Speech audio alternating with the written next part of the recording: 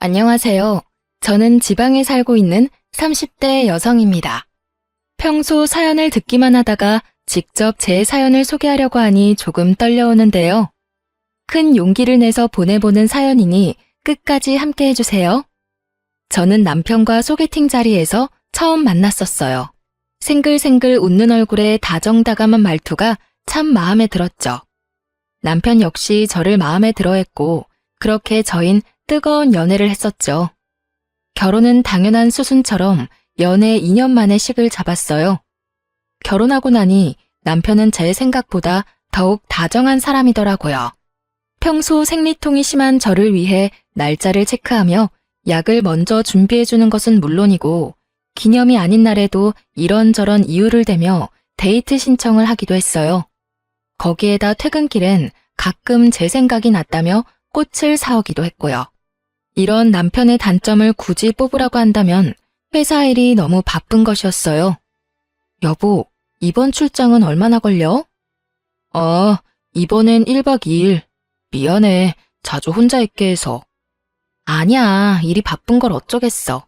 운전 조심하고 술 너무 많이 먹지 말고. 알겠지? 숙소 도착하면 영상통화할게.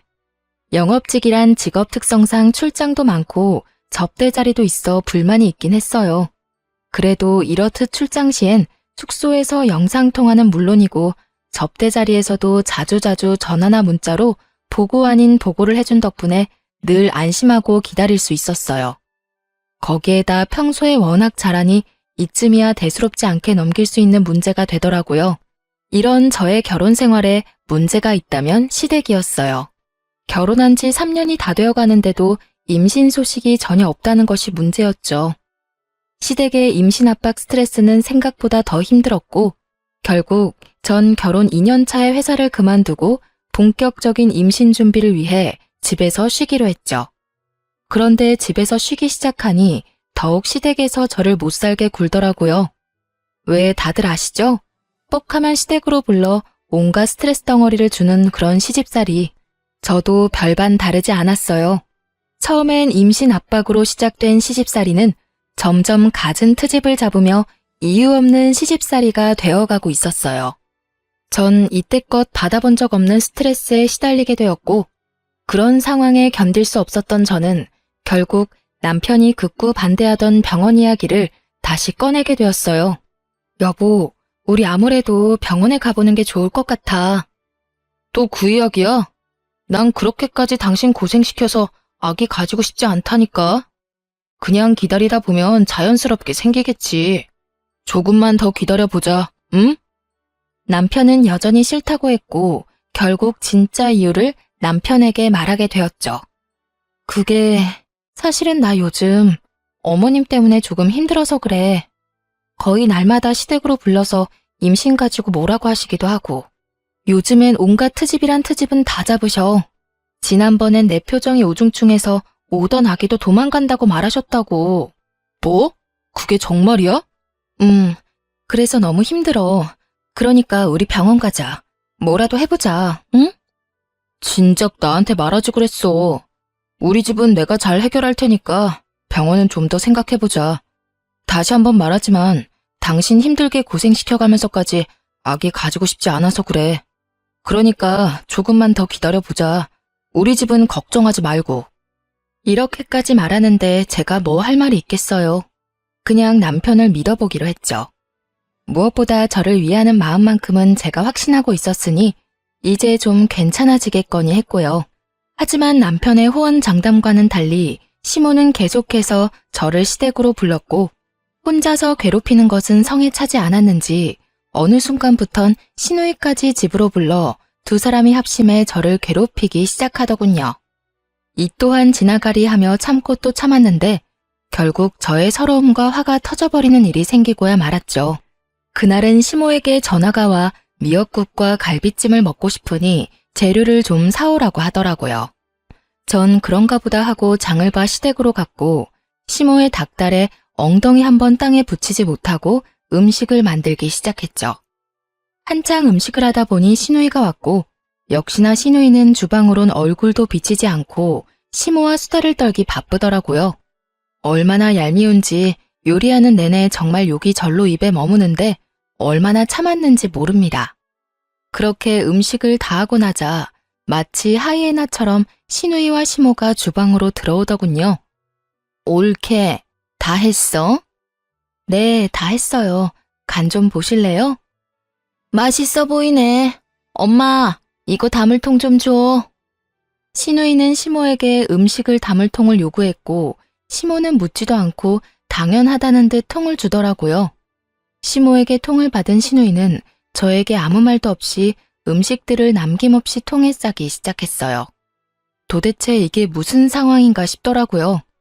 제가 기껏 다 한 음식을 한 번 물어보지도 않고 당연하다는 듯이 통에 다 담아버리는 시누이와 그런 시누이에게 더 필요한 건 없냐고 하는 시모. 전 끓어오르는 화를 누르며 두 사람에게 물어봤어요. 아니, 이걸 왜 다 챙겨가시는 거예요? 저의 물음에 시모는 이렇게 말하더군요. 아, 그게 오늘 우리 사위 생일이라서 내가 챙겨가라고 불렀다. 너도 알다시피 얘가 음식 솜씨가 없잖니. 시모의 말을 들은 저의 인내심은 더는 남아있지 않았고 어이가 없어 표정이 점점 썩어가고 있었어요. 그런 제 표정을 본 시누이가 어이없게도 시비를 걸어오더군요. 옳게, 표정이 왜 그래? 혹시 기분 나빠? 평소에 저였다면 당연히 아니라고 하며 어떻게든 분위기를 좋게 이끌려고 했겠지만 저의 인내심은 바닥이었고 할 말은 하고 살자 싶더라고요. 계속해서 참고 살았다간 이대로 호구되는 건 불보듯 뻔한 일이었으니까요. 혹시가 아니라 당연히 기분이 나쁘죠. 누가 이런 상황에 기분이 좋겠어요? 예상치 못한 저의 대답에 시누이는 당황한 기색을 내비치며 입을 다물어 버렸고 그런 시누이를 대신해 시모가 저를 나무라기 시작하더군요. 예, 너 먹는 거로 치사하게 구는 거 아니다. 이딴 음식이야 다시 하면 되는 거지. 뭐 그런 걸로 기분이 좋네 나쁘네 하는 거니? 어머님, 제가 지금 음식을 가지고 가지 말라고 하는 게 아니잖아요. 어쩌겠어요. 이미 다 챙긴 음식을요. 가지고 가는 건 가지고 가는 거고 형님이 기분 나쁘냐고 물어서 저는 그저 솔직한 제 심정을 말한 것뿐이에요. 뭐? 그렇잖아요. 어머님이 제 입장이라면 기분 좋으시겠어요? 기껏 장 다 봐서 음식 만들었더니 고맙다, 미안하다 말 한마디 없이 이렇게 싹 챙겨가는데 거기에다가 아까 전화로는 어머님이 드시고 싶다고 했지 형님이 다 가지고 갈 거라는 말도 안 했잖아요. 제 입장에선 충분히 기분 나쁘지 않을까요? 그래서 기분 나쁘다고 말한 것뿐이니 음식은 다 가져가세요, 그냥. 꽤 당돌한 저의 태도에 두 사람은 벙찐 듯 저를 보더라고요. 그것도 잠시 신우는 노발대발 저에게 삿대질까지 하며 성질을 부리더군요. 내가 더럽고 치사해서 안 가지고 가. 옳게, 그러는 거 아니다 진짜. 이깟 음식이 뭐라고 어른들한테 눈 부릅뜨고 기분 나쁜 티나 팍팍 내고. 그래서 정말로 가지고 가지 않았을까요?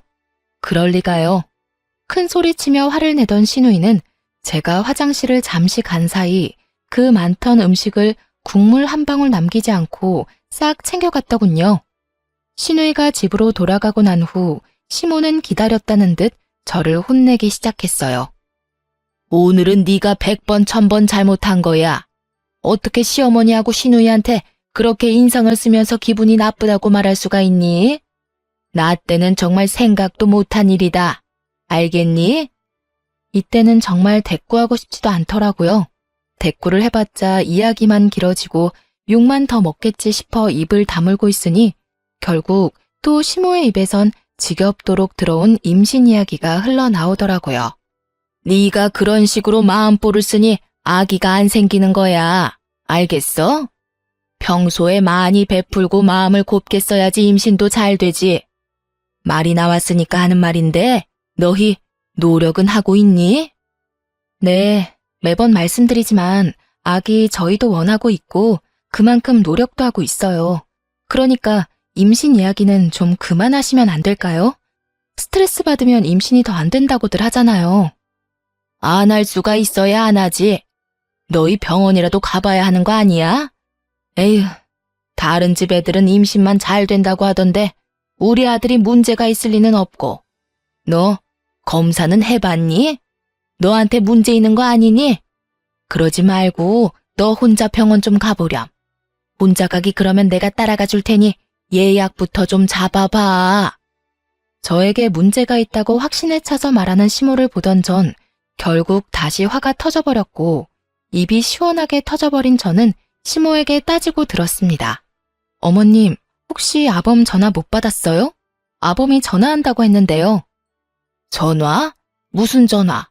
아니, 여기서 우리 아들 이야기가 왜 나오니? 나올만 하니까요. 저도 어머님 말씀처럼 병원이라도 가보려고 했는데 어머님 아들이 한사코 싫다고 거부해서 이러지도 저러지도 못하고 있다고요. 저라고 손 놓고 있고 싶어서 이러고 있는 줄 아세요? 어머님, 임신 안 돼서 제일 힘든 사람은 저라고요, 저. 우리 아들이? 왜 그랬지? 너 혹시 거짓말 하는 거 아니니? 제 말이 거짓말인지 아닌지는 그렇게 사랑하시는 아들한테 직접 전화해서 물어보면 되는 일이지 않을까요? 그러니까 이제 임신 가지고 저한테 그런 식으로 말씀하지 마시고 아범한테 말씀하세요. 자세한 이야기도 아범한테 들으시고요. 이렇게 계속 스트레스 받다간 어머님 말씀대로 오려던 아기도 도망가게 생겼으니까요. 그야말로 제 입에선 울분이 터져나오고야 말았고 더는 저를 건드리면 안 되겠다는 현명한 판단을 한 시모는 헛기침을 해대며 말을 돌려버리더군요. 너는 왜 소리까지 지르고 그러니? 그냥 좋게 좋게 말하면 될 것을. 그나저나 비가 오려나 무릎이 왜 이렇게 아픈 줄 모르겠구나. 넌 어디 아픈 데는 없니? 감기 조심해. 요즘 감기가 유행이라더라. 이미 마음이 상해버린 저는 시모의 말에 대답도 하지 않았고 그렇게 기분이 잔뜩 상한 채로 집에 돌아와 남편을 기다렸어요. 이런 분위기일 거라 전혀 상상치도 못한 남편은 오랜만에 일찍 마쳤다며 꽃을 사들고 집으로 돌아오더라고요. 기분이 상할 대로 상해버린 터라 꽃으로 마음이 풀릴 리 없었던 저는 남편을 보자마자 따져 묻기 시작했어요. 여보, 어머님한테 전화 안 드렸어? 당신이 알아서 해결한다고 했었잖아. 잘 설명한다며. 깜빡했다. 왜? 무슨 일 있었어? 혹시 오늘도 불려갔다 온 거야? 오늘은 미역국이랑 갈비찜 드시고 싶다고 하셔서 기껏 장봐서 음식 다 만들어놨더니 형님이 싹싹 긁어가더라고. 그래서 이게 뭐 하는 경우인가 싶었더니 아주버님 생일이라서 나한테 음식 만들라고 했더라고. 뭐? 누나 진짜 미친 거 아니야? 자기 남편 생일 음식을 왜 당신한테 만들래? 거기서 끝인 줄 알아? 기분 나쁘냐고 하길래 기분 나쁘다고 했다고 혼나고 형님 가시고 나니까 임신 못한다고 또 혼나고. 나 진짜 힘들어, 여보. 요즘엔 내가 이렇게 혼만 나려고 당신이랑 결혼했나 이런 생각까지 들려고 그래. 진짜 미안해. 내가 요즘 회사 일로 바빠서 깜빡했어. 내가 이번엔 정말 잊지 않고 잘 해결할 테니까 마음 좀 풀어. 앞으로 그런 말 듣지 않도록 할게. 그래, 당신이 싫다고 해서 병원도 못 가는 거니까 병원 이야기, 임신 이야기 나오지 않게 중간에서 잘 이야기 좀 해줘. 남편은 제 말에 다시 한번 미안하다며 저를 잘 달래주었고 저는 그런 남편을 한 번 더 믿어보기로 했습니다. 그날 이후 남편은 잘 이야기했는지 저는 임신에 대해선 아무 이야기가 없긴 하더라고요. 그렇다고 해서 시집살이가 아예 사라진 건 아니었어요. 임신 압박만 없을 뿐이지 여전히 절 불러다 이런저런 일을 시키며 시집살이를 시키고 있었어요. 하지만 그럴 때마다 남편이 저를 잘 보듬어주고 잘 대해주고 있어 그 정도는 사랑하는 남편을 위해 참을 수 있다는 생각이 들더군요. 거기에다 미역국 사건 이후 저도 마냥 참으며 당하고만 있지는 않던 터라 몸은 고단해도 속은 시원할 때도 있긴 했어요. 물론 그런 저의 당돌한 행동이 때론 시모의 화를 돋우기도 했지만 대부분 시모가 목덜미를 잡았으니 뭐 나름 만족스럽기까지 하더군요. 그렇게 나름대로 시원한 상황을 보내던 어느 날, 다른 날과는 달리 시모에게서 새벽부터 전화가 오더라고요. 전 당연히 자고 있었고 제 전화를 남편이 대신 받게 되었죠. 여보세요? 꼭두 새벽부터 무슨 일이야, 엄마? 남편의 목소리엔 짜증이 가득했고 방이 조용하니 시모의 당황한 목소리가 들려오더라고요. 아, 그게 네 처는 어쩌고 네가 이 전화를 받아? 시간이 몇 시인데 자고 있지. 나한테 말해. 일어나면 전해줄 테니까. 아, 그게 그냥 중요한 건 아니고. 중요한 거 아니면 낮에 전화해, 낮에. 이게 뭐야? 새벽부터 사람 잠 다 깨우고. 아, 그리고 혹시나 해서 하는 말인데 오늘 집사람 나랑 약속 있으니까 집으로 부를 생각하지 말고. 약속? 무슨 일 있니? 중요한 일 있어. 그러니까 오늘 부르지 마. 그리고 이렇게 일찍부터 전화도 하지 마. 아니, 이제 집으로도 좀 그만 불러. 이 사람이 엄마 집안일이나 해주려고 나하고 결혼한 것도 아닌데 매번 왜 그렇게 이 사람 불러다 일을 시켜? 할 일이 많으면 차라리 돈 주고 사람을 불러. 내가 돈 줄 테니까. 어머, 누가 들으면 내가 마구 부려먹는 줄만 알겠다. 그렇게 힘든 일 시킨 적도 없어. 집으로 부른 거는 자주 보고 해야 가족 간의 정도 빨리 생기고 하니까 그런 거지. 가족 간의 정은 무슨? 정 붙이려다 있던 정도 떨어질 판국이니까 그만 불러. 이런 말 몰라? 시댁과는 멀리 지낼수록 좋다. 며느리는 절대 딸이 될 수 없다. 그러니까 이상한 논리로 이 사람 괴롭히지 말고 거리를 좀 두고 지내라고. 그러면 이만 끊어요. 나 조금이라도 더 자고 출근하게. 그렇게 남편은 전화를 끊어버렸고 잠이 완전히 깨지 않은 그 순간에도 남편이 얼마나 고마웠던지 몰라요. 남편이 아니었다면 그 새벽부터 불려가서 갖은 몸고생에 입씨름에 하루가 고단했을 것이 뻔했으니까요. 어쨌든 남편 덕분에 시댁을 가지 않아도 됐던 저는 간만에 늦잠까지 자고 일어나 상쾌한 기분으로 남편 회사로 찾아가기로 했어요. 남편과 밖에서 점심을 먹은 지도 오래된 것 같기도 했고 무엇보다 남편을 깜짝 놀라게 해주고 싶기도 했으니까요. 그래서 오랜만에 화장도 하고 가장 아끼는 옷을 입고선 남편의 회사로 향했죠. 그런데 그런 저의 발걸음이 제 인생을 송두리째 바꿔버리고 말았습니다. 남편의 회사로 향하는 길, 저는 혹시나 하는 마음에 남편에게 전화를 걸어보았지만 남편은 전화를 받지 않더라고요. 불안한 마음이 들긴 했지만 아침까지만 해도 외근을 나갔다는 말이 없기도 했고 늘 외근을 나갈 때면 연락을 해줬던 터라 그냥 남편의 회사로 계속 향했죠.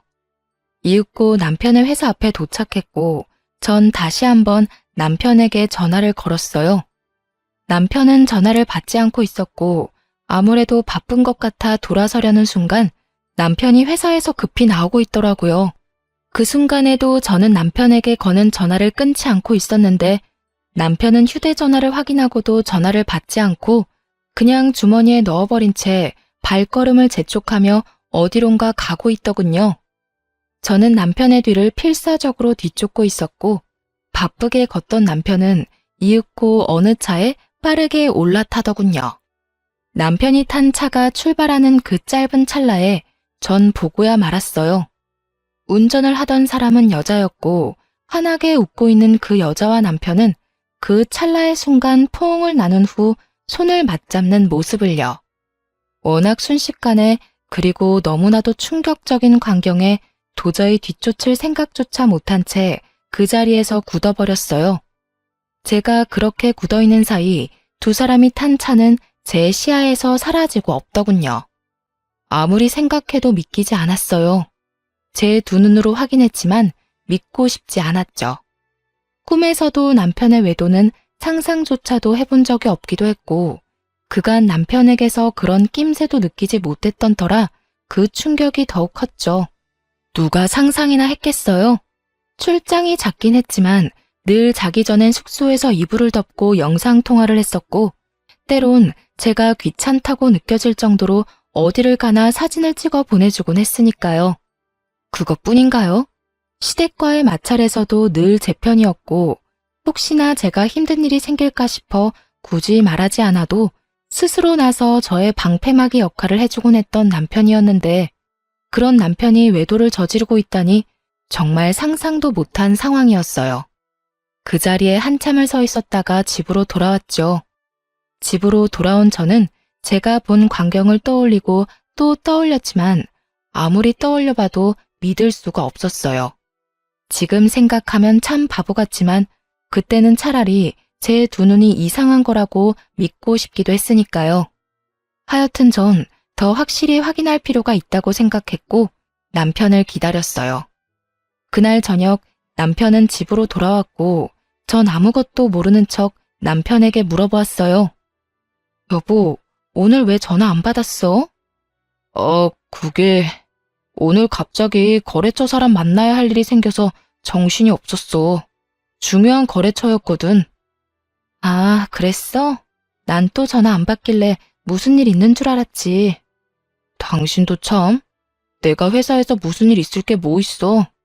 당신이야말로 무슨 일 있었어? 전화 여러 통 한 것 같던데. 아니, 그냥 오랜만에 당신이랑 점심이나 먹을까 했지. 밖에서 점심 같이 한 지 오래된 것 같아서 말이야. 생각해보니 그렇네. 다음에 점심 먹자. 내가 좀 한가한 날 연락할게. 그래, 피곤할 텐데 먼저 자. 대충 얼버무리며 상황을 넘긴 저는 남편이 잠들기만을 기다렸고 남편이 깊이 잠이 든 것을 확인한 저는 휴대전화를 살펴보기로 했어요. 하지만 남편의 휴대전화는 잠긴 상태였고 아무리 머리를 굴려봐도 도저히 풀 수가 없더군요. 그래서 전 며칠 동안 남편이 휴대전화를 만질 때마다 티 안 나게 신경 써서 관찰했죠. 그렇게 3일 노력한 끝에 비밀번호를 알게 되었어요. 그렇게 열리게 된 판도라의 상자는 정말 충격의 연속이었습니다. 우선 상간녀의 정체는 다름 아닌 거래처 사람이었고 두 사람은 한두 달 짧게 만난 사이가 아닌 좋기 1년은 넘은 사이더군요. 거기서 끝이 아니었어요.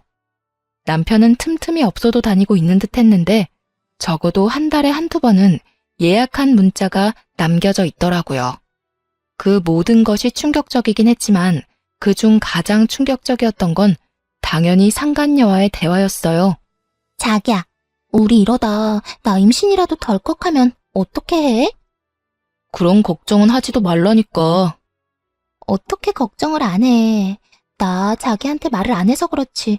생리 날짜 밀릴 때마다 불안해서 미칠 것 같단 말이야. 자기야, 진짜 걱정 안 해도 돼. 사실 나 결혼하기 직전에 정관 수술했어.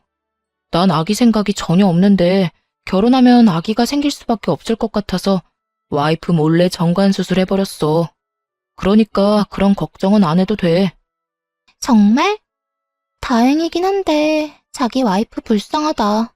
자기 집에서 임신 가지고 장난 아니게 뭐라고 한다며. 자기 와이프는 아무것도 모르고 임신 안 된다고 혼자 끙끙거리고 있을 거 아니야? 그래서 내가 우리 집엔 임신 문제로 이야기 꺼내지 말라고 했지. 그 문제는 우리가 알아서 한다고 말이야. 요즘 같은 세상에 굳이 왜 애를 낳아야 하는지 난 이해가 안 돼. 난 자유를 누리고 살고 싶다고. 그런데 애가 있다고 생각해봐. 자유가 되겠어? 상상만 해도 너무 싫어. 그게 무슨 고생이야. 밖에선 돈 번다고 힘들고 집에 들어가선 애랑 마누라 본다고 힘들고 안팎으로 그게 무슨 고생이냐고. 그야말로 억장이 무너지더라고요. 되지도 않을 임신해보겠다고 그간 열심히 다녔던 회사까지 그만두고 노력하고 있는데 남편이란 인간은 밖에서 온갖 더러운 짓과 함께 저 몰래 수술까지 했다뇨. 그러면서 집에 와서는 세상에 둘도 없는 다정한 남편인 척 연기한 그간의 행실이 떠오르며 온몸에 소름이 돋더군요. 남편의 휴대전화를 살펴보며 이혼을 마음먹게 되었고 이혼 시 확실한 증거를 위해 남편에게 사람을 붙이게 되었습니다. 그렇게 때를 기다리며 복수를 계획하고 있는데 남편의 출장 소식이 들려오더라고요. 얼마나 기뻤는지 몰라요. 그 출장은 외도 여행임이 분명했으니까요. 그렇게 내적 기쁨으로 설레는 나날들을 보내고 있는데 한동안 조용하던 시모에게서 또 연락이 오더라고요. 아가, 오늘 바쁘니? 들어보니 우리 아들 출장 갔다고 하던데 그게 바쁜 일 없지? 뭐 때문에 그러시는데요? 다름이 아니라 저번에 네가 해준 갈비찜이 너무 맛있어서 그러는데 오늘 와서 좀 더 해주면 안 될까? 갈비찜이요? 그래, 갈비찜. 그거 하는 김에 잡채랑 전복구이, 그리고 전 3가지 정도도 간단하게 해주렴. 급하니까 지금 바로 장 봐서 오려무나. 제가 바보가 아닌 이상 알 수 있더군요. 이번에도 신우이의 짓이구나 하고요. 누가 들어도 잔치 음식임을 알 수 있었고, 또 내 손을 빌려 신우이의 시댁 어른 중 한 명의 생일상을 차리려고 하는구나 하고요. 그렇게 전 100% 신우이가 필요한 것이라 확신했고, 알겠다고 말하고선 장을 봐 시댁으로 갔어요. 시댁에 들어서는 저의 예상대로 신우이는 소파에 앉아 TV를 보고 있었고, 저를 보고서도 인사조차 하지 않더군요. 이번에도 음식을 다 만들었다 싶으니 신우이는 주방으로 슬금슬금 들어와 고맙다는 말 한마디 없이 음식만 쏙 챙겨가 버리더군요. 저 역시 기대도 하지 않았던 터라 그냥 그렇게 신우이를 보내주었고, 저 역시 집으로 돌아가기 위해 가방을 챙기니 시모가 득달같이 다가와 닥달하더라고요. 너 뒷정리는 안 하니? 주방을 저 꼴로 만들어 놓고 그냥 가면 뒷정리는 누가 해? 평소 저는 정리를 하며 음식을 하는 스타일인데, 그날은 정리는커녕 더욱 어지르며 음식을 만들었고, 그 덕분에 주방은 엉망진창이 되어 있었죠. 일부러 주방을 그 꼴을 만들었던 저였기에 저는 시모를 바라보며 이렇게 말했어요. 어머님, 저도 웬만하면 뒷정리까지 해놓고 가고 싶은데 아시다시피 오늘 만든 음식 가짓수가 많잖아요. 그래서 그런지 몸살이 오려나 몸이 으실으실한 게 금방이라도 쓰러질 것 같아서요. 그러니까 뒷정리는 어머님이 좀 해주세요. 그럼 저는 먼저 가볼게요. 저의 천연덕스러운 연기에 시모는 콧방귀를 끼며 어떻게 해서든 저를 붙잡으려고 했지만 저는 시모의 모든 손길과 말을 무시한 채 집으로 돌아와 버렸어요. 그렇게 룰루랄라 집에서 즐거운 시간을 보내고 있는데 신우이에게서 전화가 오더군요. 옳게. 도대체 음식을 어떻게 한 거야? 간 안 봤어? 음식이 죄다 짜고 달고 쓰고, 아우 정말 이게 뭐야? 그래요. 누구 좋으라고 정성껏 맛있는 음식을 차릴 필요가 있겠어요? 음식으로 장난치지 말라는 말이 있지만 한번 당해바란 심정으로 소금 2봉지와 간장 1통을 거기서 다 쓰고 왔어요. 당연히 사람이 먹을 만한 음식이 아니었는데 여우 같은 신우는 당당하게 자신이 요리했다고 시댁에 가져간 거였죠. 간도 하나 안 보고 말이죠. 자기가 직접 요리한 척 연기한 가증스러운 신우에게 한마디 건넸어요. 그렇게 잘하면 형님이 직접 하시지 그랬어요? 뭐? 지금 그걸 말이라고 해? 이딴 식으로 할 거였으면 내가 했지. 왜 한다고 나서서 이런 망신을 당하게 해? 아니, 해달라고 한 사람이 누군데 이제 와서 제 탓을 하세요? 저는요, 해달라고 해서 해준 것뿐이지 맛있게 한다는 말은 한 적이 없다고요. 제 말에 약이 오를 대로 오른 신우이는 언성을 높이며 화를 내기 시작하더라고요. 야, 너 말 다 했어? 너 일부러 이딴 식으로 만들었구나. 일부러 그랬다.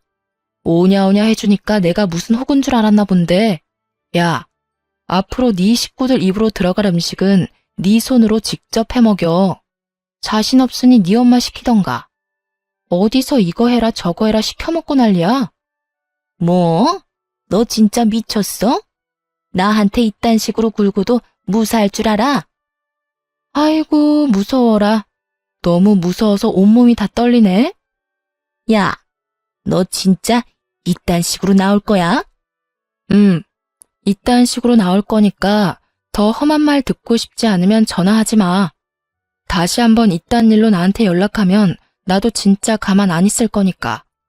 내가 네 잘난 그 시댁에 연락해서 당신네 며느리가 사실은 아무것도 할 줄 모르면서 그저 머릿속엔 돈밖에 모르는 머리 빈년이라는 사실 다 알려버릴 테니까. 알겠어? 저의 으름장에 신우이는 갖은 욕설로 대응하고 나섰지만 더 들을 가치도 없다고 판단된 저는 그냥 전화를 끊어버렸어요. 그리고 몇 분이나 지났을까요? 이번엔 시모에게서 전화가 오더라고요. 너 진짜 제정신이니? 음식을 일부러 그따위로 한 것도 모자라서 네 시누이한테 막말까지 했다고? 네가 시댁을 어떻게 보길래 그딴 짓거리를 해? 얼마나 우리 집안을 우습게 보고 있으면 겁 없이 그딴 짓을 벌이냐고. 오는 말이 곱지 않았으니 나가는 말이 곱지 않았던 건 당연한 거 아닐까요? 뭐? 승연이가 너 제정신 아닌 것 같다고 하더니 정말 미친 거니? 정신 차려. 나 네 친구 아니고 네 시엄이다. 어디서 말을 그따위로 하는 거야? 너 진짜 크게 혼나야 정신 차릴 거니? 아니, 제가 뭘 잘못했다고 혼까지 나야 하나요? 애초에 두 사람이 저한테 한 행실 자체가 말도 안 될 뿐더러 파렴치한 행동이라곤 생각 못하는 건가요? 제가 그 집 노예도 아니고 틈만 나면 불러서 시켜먹는 것도 모자라 형님 시댁 잔치 음식까지 시키는 건 정말 도를 지나치는 행동 아닌가요? 제가 무슨 그 집 종인가요? 가족끼리 서로 도울 수도 있는 거지 뭘 그렇게까지 비하하고 난리니? 비하요? 정말 그렇게 생각하세요? 그럼 제가 저희 친정 부모님 생신날 형님 불러다 음식 시켜도 괜찮겠네요. 어머님 말대로 가족끼리 돕는 거니까요. 마침 곧 있으면 저희 아빠 생신인데 그때 그럼 부탁 좀 드리면 되겠어요. 뭐? 그건 경우가 아니지. 어디 손윗 사람을 불러다 친정 잔치상 차리는 걸 시켜? 그런 경우가 세상에 어디 있니? 그러니까요. 이제 제 입장이 이해가 되세요? 그러니까 다신 이런 일로 저한테 연락하지 마시고 저 역시 시댁에 다신 발걸음도 안 할 거니 부르지도 마세요. 이혼할 마음을 먹고 나니 더는 부당한 대우를 참아줄 필요도 이유도 없었기에 전 그간 하고 싶었던 말을 토해내고 전화를 끊어버렸어요. 일방적인 끝맺음에 시모는 득달같이 전화를 해댔지만 전 사뿐히 그 전화들을 무시해버렸습니다. 다음 날 전 다음 계획이었던 상간녀의 남편을 만났어요. 흥신소에서 조사한 바론 상간녀는 유부녀의 자녀까지 있었고 그랬기에 저는 상간녀의 남편에게 모든 사실을 알리기로 한 것이었죠. 저는 상간녀의 남편에게 충격적인 사실을 알렸고 상간녀의 남편 역시 충격이 큰 듯 보였지만 아무래도 자녀들이 있으니 애써 현실을 부인하며 고민을 하는 것 같더군요. 혹시 지금 출장 가지 않았나요? 그걸 어떻게... 혹시 그럼... 네, 저희 남편도 출장 갔거든요. 뭐 급하게 잡힌 2박 3일 출장이라고 하던데요. 이로써 저의 예상대로 두 사람은 출장이 아닌 외도 여행을 떠난 것이 확실해졌고 상간녀의 남편은 이때까지와는 다른 잔뜩 화가 난 표정으로 입을 열었습니다. 사실 지금 애가 독감이 걸려서 심하게 아프거든요. 열이 39를 오가고 있는데 저도 회사를 빠질 수 없는 처지라 부모님께 맡겨뒀고요. 애가 그렇게 아픈데 그 여자는 자기 자식도 내팽개치고 출장을 핑계로 그딴 짓이나 저지르고 있었네요. 애 때문에 망설여졌는데 이런 상황이면 애 때문에 이혼을 해야겠어요. 상간녀 남편은 마음을 굳힌 듯했고 전 참 대단하다는 생각만 들더군요. 남자가 얼마나 좋았으면 배 아파서 낳은 제 새끼가 열이 39도라는데 그런 새끼를 내팽개치고 외도 여행을 떠날 수 있나 싶어서요. 참 대단한 사랑이다 싶더군요. 그렇게 전 두 사람의 대단한 사랑을 확인하며 모든 준비를 끝냈고 두 사람은 여행에서 돌아왔습니다. 전 우선 모든 외도 증거들을 챙겨 상간녀의 회사로 찾아갔고 저의 등장에 상간녀의 눈빛이 쉴 새 없이 흔들리더라고요. 전 망설이지 않고 당황한 상간녀에게 다가가 동료들이 다 보는 앞에서 추악한 모습이 찍힌 사진들을 내밀며 말했어요. 좋았니? 남의 남편이랑 시시덕거리면서 만나고 다니니까 좋았냐고. 그게... 일단 나가서 이야기해요. 상간녀는 저의 팔을 잡아 끌었고 전 그런 상간녀의 손길을 뿌리치며 소리를 질렀어요. 나가긴 뭘 나가. 여기 구경꾼도 많고 좋은데. 제발 나가서 이야기하면 안 될까요? 되겠니? 왜? 남의 남편이랑 출장 핑계대고 제주도 여행이나 다닐 때는 이런 상황이 올 거라 생각도 못했어? 2박 3일 외도 여행이라 행복했겠더라. 그런데 제주도까지 갔는데 2박 3일은 너무 짧지 않았니? 왜? 한 일주일은 있다가 오지 그랬어. 아픈 애까지 내팽개치고 여행 갔으면 그 정도는 있다 왔어야 하지 않나? 제 말에 상간녀는 깜짝 놀라며 저를 잡아 끌었고 동료들은 경악을 금치 못하고 있더라고요. 상황이 그렇게 되자 상간녀는 도리어 흥분을 하며 저를 더욱 거칠게 잡아 끌었고 전 그런 상간녀의 손을 뿌리치고 뺨을 때려버렸습니다. 손대지 마. 어디 더럽게 자꾸 잡아 끌어? 저에게 한 대 맞은 상간녀는 눈이 돌아버린 듯 노발대발하며 저에게 달려들더라고요. 네가 뭔데 날 때려? 네가 도대체 뭔데 날 때리냐고. 남편 간수 못한 네가 잘못이지 내가 뭘 잘못했다고 날 때려? 상간녀의 입에선 쓰레기 같은 말들이 쏟아지고 있었고 전 더는 대화라는 걸 할 가치를 못 느끼겠더라고요. 이미 충분히 뜻하던 바를 이루었다는 생각이 들기도 했고요. 그래서 전 마지막 말을 해주고선 집으로 돌아왔습니다. 그렇게 당당하다니 변호사나 잘 선임해. 나 너한테 상간녀 소송 걸 거거든. 증거 충분하고 잘 알다시피 나 시간도 많아. 내가 어떻게 해서든 네 눈에서 피눈물 나게 해줄 테니까 각오 단단히 하고 법원에서 보자. 상간녀의 표정은 끝까지 당당했고 전 그런 상간녀를 뒤로한 채 집으로 돌아왔어요. 집으로 와 화를 삭히고 있으니 남편 역시 상간녀의 남편에게 호되게 당했는지 엉망이 된 꼴로 집으로 들어오더라고요. 남편은 오는 길에 상간녀에게 모든 사실을 들었는지 저를 보자마자 무릎 꿇고 앉아 손이 발이 되게 빌기 시작하더군요. 여보, 내 말을 좀 들어봐. 정말 그런 게 아니라 순간적인 실수로 잠깐 만났던 것뿐이야. 이번에 제주도 간 것도 정말 마지막으로 마음 정리도 할 겸해서 마지막 여행 간 거였어. 정말이야. 내 말 좀 믿어줘. 정말 기가 다 차더라고요. 마지막 여행이라고 떠난 사람들이 사진마다 어쩌면 그렇게 행복하게 웃고 있을 수가 있는 것인지, 변명을 해도 좀 성의 있게 할 순 없는 것인지, 저를 얼마나 우습게 봤으면 저런 말도 안 되는 변명을 할 수 있나 싶더군요.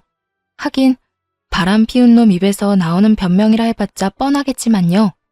마지막 여행 좋아하시네. 입이 귀에 걸렸던데 그게 마지막 여행이야? 그리고 그게 마지막 여행이라고 한들 무슨 소용인데? 마지막이라고 하면 1년 넘게 바람 피운 게 없어져? 없던 일이라도 돼? 변명이라고 하는 말이 마지막 여행? 참 성의가 느껴져서 눈물이 다 나려고 한다. 여보, 정말 마지막이었어. 나 정말 당신 사랑하는 거 알잖아. 내가 당신한테 정말 진심으로 잘한 거 당신이 더 잘 알잖아. 그런 인간이 나 몰래 정관수술이나 했어? 내가 그렇게 임신 때문에 마음고생하는 거 뻔히 아는 사람이 당신이 그러고도 사람이야? 그걸 당신이 어떻게... 정말 미안해. 당신을 너무 사랑해서 결혼은 하고 싶었는데 아기는 자신이 없었어. 요즘 자식 하나 키우는데 돈도 많이 들기도 하고 아무래도 아기 낳고 나면 많이 싸운다고들 하니까 그냥 우리 두 사람 즐기면서 살고 싶었어. 남편의 마지막 말에 참지 못하고 뺨을 날려버렸어요. 우리 두 사람이라니 정말 너무 화나서 손이 벌벌 떨리더라고요. 우리 두 사람? 너 진짜 웃긴다. 딴 년하고 즐길 거 다 즐기려고 묶은 주제. 뭐? 우리 둘이 즐겨? 그럼 왜 몰래 묶었어? 그렇게 중요한 일은 나하고 상의라도 했어야지. 난 그것도 모르고 당신 엄마한테 온갖 모진말이란 말은 다 들으면서 살았는데 그런 식으로 날 속일 거면 나하고 결혼은 왜 한 거야? 더러운 짐승만도 못한 자식. 그냥 이 여자 저 여자 만나면서 즐기고 살지 왜 내 인생까지 구렁텅이로 몰아넣었냐고. 전 울분을 토해내기 시작했고 그런 저를 남편이 안으려고 손을 뻗더라고요. 그 순간 전 그 손을 뿌리치고선 다시 한번 뺨을 있는 힘껏 때려버렸습니다. 남편은 할 말이 없었는지 부르튼 뺨을 감싸며 바닥만 쳐다보고 저도 아무 말 하지 않았어요. 몇 분간의 정막이 흘렀죠. 전 그런 남편에게 이혼을 통보해버렸어요. 우리 이혼하자. 이런 꼴까지 다 봤는데 더 같이 살 이유가 없잖아. 저의 이혼 통보에 남편은 울고불고 매달리기 시작하더군요. 안 돼. 이혼이라니. 내가 당신 없이 어떻게 살아. 이혼은 절대로 안 돼. 당신이 나 한 번만 용서해줘. 내가 앞으로 지금보다 더 당신 위하면서 살게. 더 노력하면서 당신만을 위해서 살게. 그러니까 이혼은 하지 말자. 응? 밖에서 이 여자 저 여자 다 만나놓고 나 없이 못 산다는 말이 나와 지금? 넌 정말 양심이란 게 없구나. 하긴 양심이 있었으면 그딴 짓은 안 하고 다녔겠지. 네 집안 사람들이나 너나 참 양심 없는 건 매 한 가지구나. 내가 다 미안해. 당신 말이 다 맞아. 난 당신이 무슨 말을 어떻게 하든지 간에 다 인정하고 용서를 빌 거야. 그러니까 이혼은 하지 말자. 나 정말 당신 없이는 안 돼. 정말 남편의 눈에서 흐르는 눈물을 보고 있자니 온 몸에 벌레가 다 기어다니는 기분이 들며 같은 자리에 있고 싶지도 않더라고요. 그 순간 이혼에 대한 저의 의지는 더욱 확고해졌고 마지막까지 매달리는 남편을 뿌리치곤 미리 싸뒀던 짐을 챙겨 그 집을 나와버렸습니다. 그렇게 이혼 소송과 상간녀 소송을 진행했어요. 생각보다 절차가 많아 고단했지만 증거가 너무 확실해서 제가 원하는 결과를 얻고 끝이 났습니다. 소송이 진행되던 사이 전 남편과 상간녀는 회사에서 쫓겨나다시피 사표를 냈다고 하더군요. 상간녀 역시 이혼은 자명한 일이었고 상간녀와 남편 두 사람은 이중으로 위자료를 지급해야 했었기에 그간 모았던 돈은 물론 빚까지 내야 하는 건 불보듯 뻔한 일이었죠. 거기에다 그 대단하던 사랑도 소송 앞에서는 별 수 없었는지 소송이 진행되는 내내 눈만 마주치면 서로를 탓하며 싸우기 바쁘더군요. 이게 다 너 때문이야. 네가 먼저 술 한잔 하자고 나한테 연락했잖아. 내가 먼저 그랬다고? 말은 바로 해야지. 가끔 만날 때마다 은근슬쩍 스킨십하면서 꼬신 사람이 누군데? 하도 노골적이게 다가오길래 불쌍해서 술 한잔 하자고 했더니 좋다고 나와서 술 취한 척 해놓고 지금 누가 누굴 탓해? 노골적? 참나, 노골적으로 쳐다본 사람이 누군데? 하여튼 이건 전부 네 탓이야. 다 너 때문이라고. 너 때문에 난 내 자식도 못 보고 살게 생겼어. 어떻게 책임질 거야? 그렇게 자식 생각하는 여자가 애 내팽개치고 나랑 제주도까지 갔냐? 이제 와서 모성에 넘치는 척하기는. 뭐? 나쁜 놈이 너 말 다 했어? 다 했으면 어떻게 할 건데? 막장도 그런 막장이 없는 싸움질을 하던 두 사람은 소송이 끝날 즈음엔 서로 눈도 마주치지 않더군요. 결국 저런 막장으로 끝맺음을 할 것을 왜 가정까지 버렸나 싶어 약간 씁쓸하긴 하더군요. 두 사람의 잘못된 선택으로 인해 저를 포함해 어린 자식까지 씻을 수 없는 상처를 받았으니까요. 그렇게 찢어진 두 사람의 소문은 널리 잘 퍼졌고 그 덕에 같은 업계 취업은 불가능해 보였죠. 불륜남녀라는 타이틀이 꼬리표처럼 따라다닐 테니까요. 그 후 이젠 끝이겠거니 했는데 시모한테서 휴대전화에 불이 나게 전화가 계속해서 오더라고요. 여전히 제가 호구짓이나 하던 만만한 며느리라 생각하는 게 분명해 보였어요. 물론 저는 그 전화를 받지 않았고 제가 무시를 하니 문자가 오더군요. 너 진짜 이런 식으로 끝낼 작정이니? 남자가 사회생활 하다 보면 바람 필 수도 있고 그런 거지. 뭘 그런 거 가지고 이혼을 하니? 그런 실수쯤은 눈 감아주고 그냥 사는 거야. 알겠니? 네 친정 부모님들한테 물어봐라. 다들 그렇게 참고 산다고 하시지. 그러지 말고 그냥 눈 한번 질끈 감고 살아. 내가 그저께 네 남편 우리 집에 찾아온 거 안 받아줬다. 우리가 안 받아줬으니 아마 갈 데도 없을 거다. 그러니 네가 이럴 때 먼저 연락해서 다시 잘해보자고 해. 이럴 때 네가 손 한번 내밀어주면 네 남편이 앞으로 살면서 얼마나 잘하겠어? 현명하게 잘 생각해. 멍청하게 굴지 말고. 문자를 보는데 참 웃음밖에 안 나더라고요. 저희 친정 부모님요. 저의 이혼 사유를 듣자마자 전 남편 가만두지 않겠다고 하시면서 당장 찾아가시려는 거 겨우겨우 뜯어 말렸어요. 꼴 같지도 않은 전시모의 문자에 네 딸한테나 그렇게 말하라고 쏘아붙여주고 싶은 거 괜히 말 섞고 싶지도 않아 답장은커녕 차단으로 답을 대신했네요. 그 후론 저는 잘 지내고 있어요. 사실 잘 지내기 시작한 건 얼마 되지 않았어요. 이혼은 하고 난 후 처음에는 참 힘들더라고요. 나름 결혼 생활을 하면서도 나름 독립적으로 살아왔다고 생각했는데 매달 생리를 할 때나 몸이 아플 때면 말하지도 않았는데 약을 사다 주던 전 남편이 간혹 떠오르는 제 자신이 너무 싫더라고요. 이혼을 후회했다 이런 마음이 든 건 전혀 아니었지만 이따금 찾아오는 외로움과 쓸쓸함이 저를 참 많이도 괴롭히긴 했었어요. 하지만 시간이 약이라는 말이 있듯이 차츰차츰 전 괜찮아졌고 얼마 전엔 취업도 했어요. 전에 다니던 회사는 아니지만 꽤 괜찮은 회사에 취업하게 되어 하루하루 바쁘지만 온전히 저를 위한 시간을 보내며 잘 지내고 있답니다. 새로운 보금자리는 위자료 받은 걸로 해결했어요. 덕분에 시간적으로나 금전적으로나 조금은 여유로운 생활을 하고 있어요. 처음 이혼을 하고 난 후 밖에서 혼자 밥 먹는 것이 참 어색하고 힘들었는데 요즘엔 혼자 식당도 잘 다니고 혼자 조용한 카페에 가서 책도 읽으며 시간을 보내기도 해요. 하여튼 요즘은 힘들다, 슬프다 이런 감정을 느낄 새도 없이 하루하루 행복하고 알차게 지내며 나름 만족스러운 삶을 살아가고 있답니다. 이로써 저의 이혼 사연은 끝이 났습니다.